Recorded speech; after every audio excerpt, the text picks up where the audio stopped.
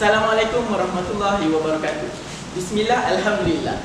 We meet again to our forum, which is Financial Islamic Forum. Today we have two panel, which is firstly Dr. Kai and second Ustaz Arif.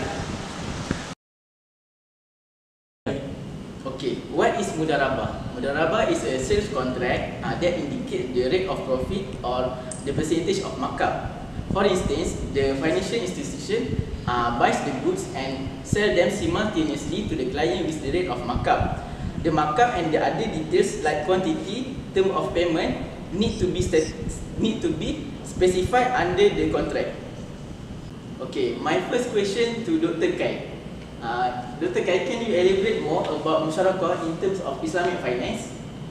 Okay, thank you. Thank you, moderator, for your question. What is Musharakah? Musharakah is a partnership where partners must contribute both capital and profit. All partners are entitled in management of the project, and Musharakah usually have a term, usually 3 years or more.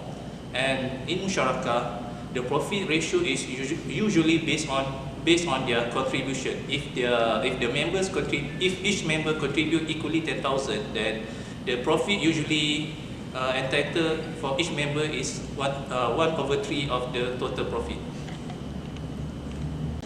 Thank you, Dr. Kai, for your explanation. Okay, next, we have prepared some footage for the types of Mudarabah and Musharakah.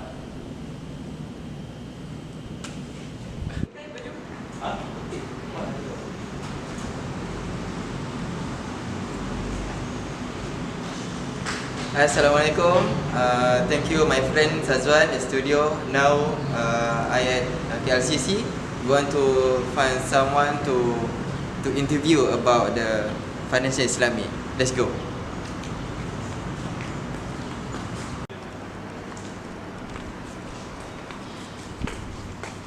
Assalamualaikum. Salam. Sorry to disturb you. My name is Farizwan. Okay. I'm from FIF, Financial Islamic Forum. Oh, okay, I know. Can I ask you something? Sure. Can I say? Yes, Okay. please. Okay. Thank you. Okay. Did you know about Mudarabah? Of course, but little bit. Okay. That's not the real question. The real question is, can you explain the type of Mudarabah? There are two types of Mudarabah, which is Qayadah and PUNCAK. Qayadah, the essence of the Mudarib or fund manager are restricted, while for PUNCAK, the essence of Mudarib are unrestricted. Okay. That's all. Thank you for. That's all. Yes, that's all. Oh, thank you. Assalamualaikum. Salam. Okay. What type of Musharakah did you know? It is Syarikah Al-Aqad, right? That is contractual partnership. Syarikah Al-Aqad is a partnership affected by mutual agreement, which is an agreement between two or more persons to combine asset, labor or liabilities for the purpose of making profit. Is that right? Yes, that's right. Actually, they have one more type of Musharakah. That is Syarikah Al-Malik.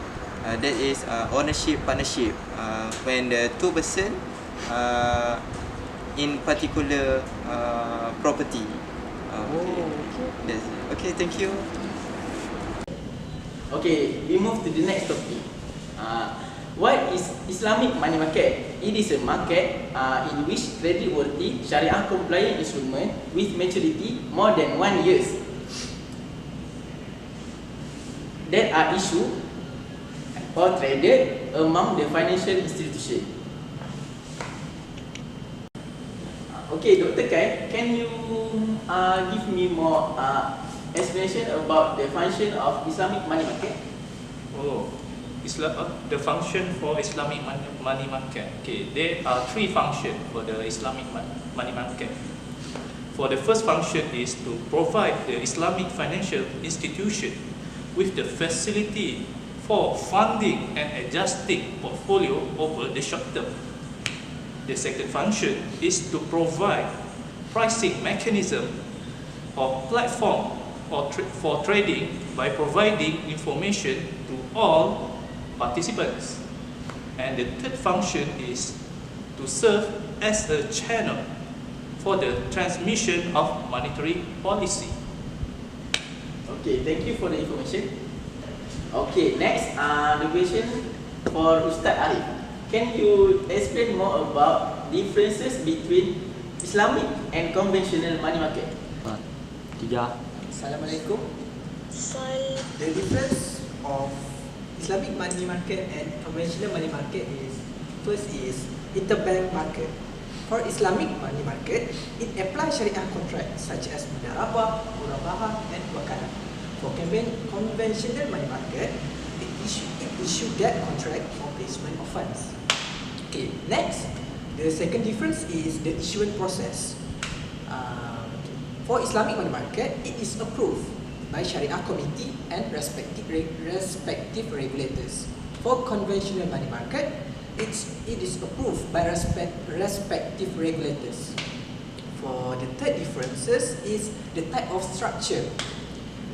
For Islamic money market, the structure is based on assets, equity and debt.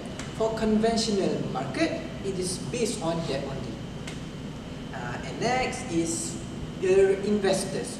For Islamic, the investors are conventional and Islamic. For conventional market, only conventional investors. Okay. For the last difference is money market instrument. For the Islamic money market, for deposit type, it is Mudarabah, interbank investment, Wadiah acceptance, commodity Murabahah program, bank negara monetary notes, Islamic accepted bills and Islamic negotiable instruments. For conventional money market, it is interbank placement deposits. Okay, next is for paper type.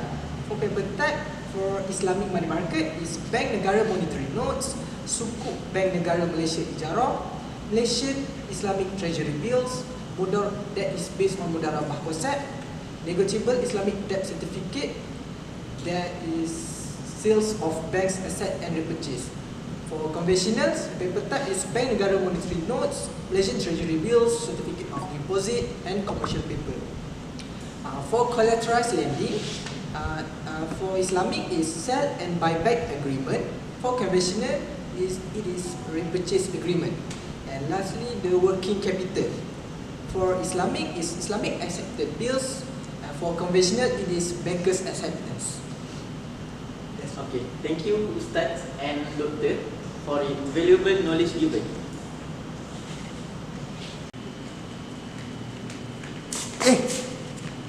Do you know about MGIC? Malaysia Government Investment Certificate. In 2001, it has been replaced by Government Investment Issue (GII).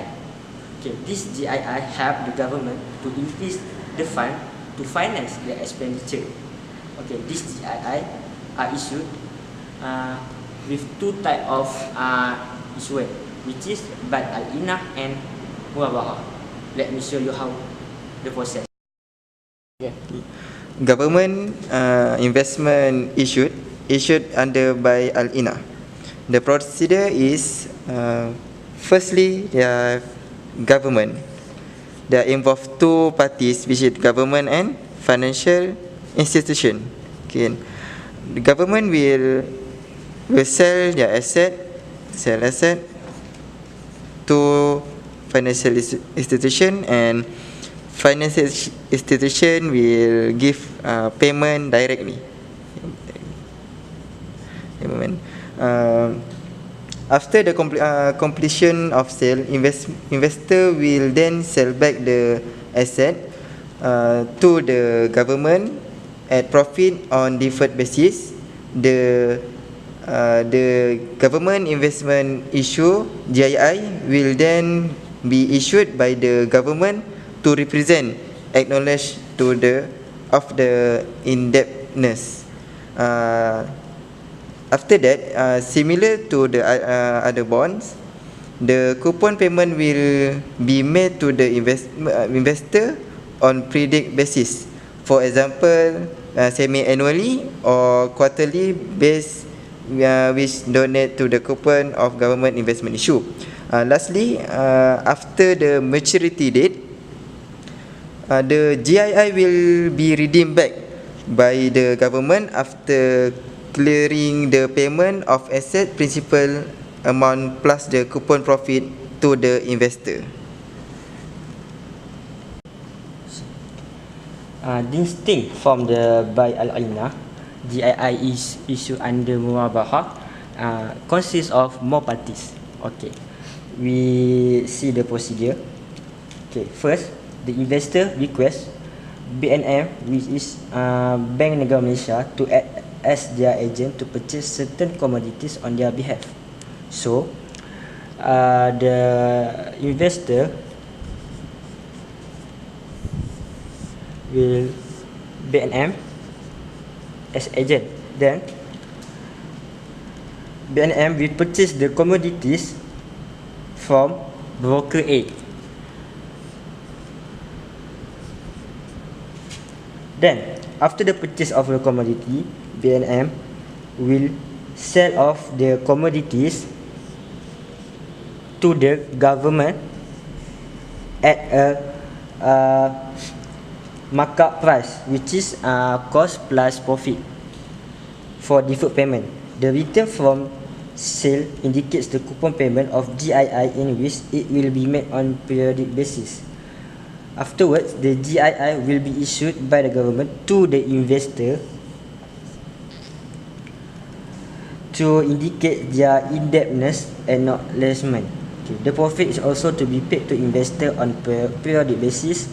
Upon maturity, the GII will be redeemed by the government after settle the payment of the principal amount and final profit to the investor. Okay. In order to government to raise the required fund, they will ask BNM to act as their agent to sell those commodity at cost. So, BNM will act as agent again to sell the commodities to the broker B, so that the cash from the broker B will be transferred to the government.